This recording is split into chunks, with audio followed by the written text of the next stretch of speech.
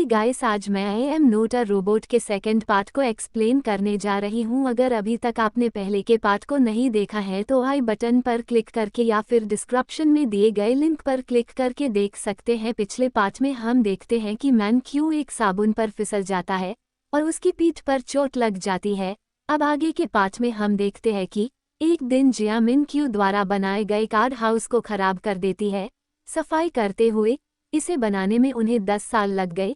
ये देखकर मिन क्यू क्रोधित हो जाता है और जिया कहती है कि मेरी बैटरी केवल 5% है और बंद करने का काम करती है। मिन क्यू ने होन को घर पर बुलाया और पूछा कि उसके रोबोट में क्या समस्या है। उसकी गलतियों की वजह से मुझे नुकसान उठाना पड़ रहा है। होन कहता है मुझे कुछ समय दो, मैं इसे ठीक कर दूंगा। एक दिन मिन क्यू के घर खास मेहमान आने वाला था तो उसने जिया को बाहर जाने से मना कर दिया। दरअसल उनकी खास मेहमान एक लड़की थी जिसे मिन क्यू बहुत पसंद करता था। जब वो लड़की उसके घर आती है और उससे मिलते समय मिन क्यू के कंधे को छूती है, उसे एलर्जिक अटैक आ जाता है। लड़की को उसकी बीमारी के बारे में पता नहीं चले इसलिए वह मीटिंग का बहाना बनाकर घर के अंदर भाग जाता है। वो उस कमरे तक पहुंचने की कोशिश करता है जहां उसके एलर्जी के इंजेक्शन थे, लेकिन कमजोरी के कारण वह इंजेक्शन नहीं लगा सका। ये देखकर जिया आती है और मिन क्यू बेहोश पड़ा था। यहाँ से हमें उस समय की कहानी दिखाई जाती है जब मिन क्यू को ये बीमारी नहीं थी और उनके लिए सब कुछ सामान्य था। जब मिन क्यू ने पहला घर बनाया तो वह खुश हो गया। एक दिन जब मिन क्यू की जन्मदिन की पार्टी थी, सभी लोग इकट्ठे थे और खुश थे। जब मिन क्यू अपने माता पिता के साथ पार्टी से घर लौट रहा था, उनका गुब्बारा कार के सामने आ गया जिसके कारण वह सामने से आ रहे ट्रक को नहीं देख सके। उनकी कार का एक्सीडेंट हो गया और मिन क्यू के माता पिता की उस दुर्घटना में मृत्यु हो गई। उनके अंतिम संस्कार में बहुत सारे लोग एकत्र हुए थे और मिन क्यू के अभिभावक बनने की कोशिश कर रहे थे।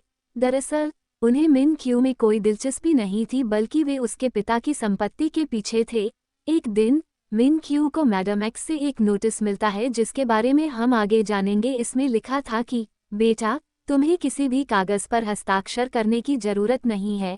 एक दिन वो अकेला बैठा था और उसका दोस्त उसके पास आता है जिसके पास गोद लेने के कागजात हैं। वह कहते हैं देखो, इन कागजों पर हस्ताक्षर करो और इसके बाद तुम मेरे भाई बन जाओगे। और मिन क्यू उन कागजों पर हस्ताक्षर कर देते हैं, लेकिन फिर वह देखता है कि उसके दोस्त का हाथ एक में बदल गया है, शैतानी हाथ। वह डर जाता है और वहां से भाग जाता है। अब उसका दोस्त उसके पिता के पास वापस आता है और उसे कागजात देता है। मिन क्यू ने अपने हस्ताक्षर के बजाय कुछ और लिखा है। मिन क्यू घर आता है और अकेला रहना शुरू कर देता है क्योंकि उसके मन में था कि लोग बुरे हैं और उसकी संपत्ति के पीछे हैं। तभी से उसे इंसानों से एलर्जी हो गई और यह बात किसी को नहीं पता थी। अपने खास डॉक्टर को छोड़कर इसके साथ कहानी वर्तमान में बदल जाती है और मिन क्यू को होश आ जाता है। वह जिया को अपने पास पाता है और कहता है कि मैंने एक सपना देखा है कि हर कोई मेरा दुश्मन है। उसे आश्चर्य हुआ कि वह ठीक हो गया है। वह जिया के साथ अधिक समय बिताने लगता है। फिर एक दिन वह उस लड़की से मिलने जाता है जिसे वह पसंद करता है। जाते समय लड़की फिर से मिन क्यू से हाथ मिलाती है और उसे एलर्जी का दौरा पड़ता है। वह अपना इंजेक्शन लगाने की कोशिश करता है, लेकिन फिर वह सोचता है कि वह कब तक अपनी जिंदगी ऐसे ही गुजारेगा, इसलिए वह अपना इंजेक्शन पानी में फेंकने जाता है। इसी बीच जिया उसके पास आती है और उसकी एलर्जी खत्म हो जाती है बिना कोई इंजेक्शन लगाए। उसकी घड़ी का तापमान भी नीले रंग का सामान्य था। वे घर लौट रहे थे और मिन क्यू एक आदमी से टकरा गया, लेकिन फिर भी उसे कुछ नहीं होता और ये सब देखकर उसे यकीन नहीं होता कि वो ठीक हो गया है। अब ये देखने के लिए कि वह ठीक है या नहीं, उसने जिया के साथ भीड़ में जाने का फैसला किया। उसने अपने जीवन में पहले कभी ऐसा नहीं किया है। वो फिर एक लड़के से टकराता है और उसे कुछ नहीं होता। इस बार भी जब कोई पुरुष उसे छूता है तो कुछ नहीं होता उसे। वह अपने डॉक्टर को फोन करता है और कहता है कि मैं अब ठीक हूँ।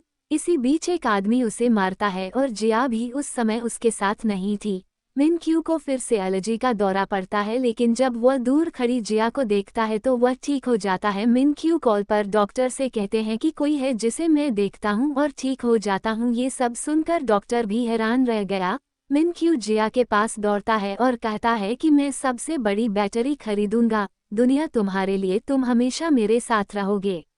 घर पहुंचकर वह फिर डॉक्टर को सारी बात बताता है और वह कहता है मिन क्यू मैं हूँ हैरान कि आप बिना इंजेक्शन के ही ठीक हो गए हैं। अब मिन क्यू जिया को हर समय अपने साथ रखता है और उसके लिए वह अभी भी सिर्फ एक रोबोट थी। दूसरी तरफ लैब में दिखाया गया है कि असली अजी-3 रोबोट ने मरम्मत की है, लेकिन इसे ठीक से काम करने में थोड़ा और समय लगेगा। जिया को पता चलता है कि अजी-3 रोबोट की मरम्मत हो गई है। वह दुखी हो जाती है क्योंकि उसे अब मिन क्यू के साथ रहने की आदत हो गई है। एक दिन मिन क्यू जिया को होटल ले जाता है और जिस लड़की को मिन क्यू पसंद है वह अपने पिता के साथ आई है।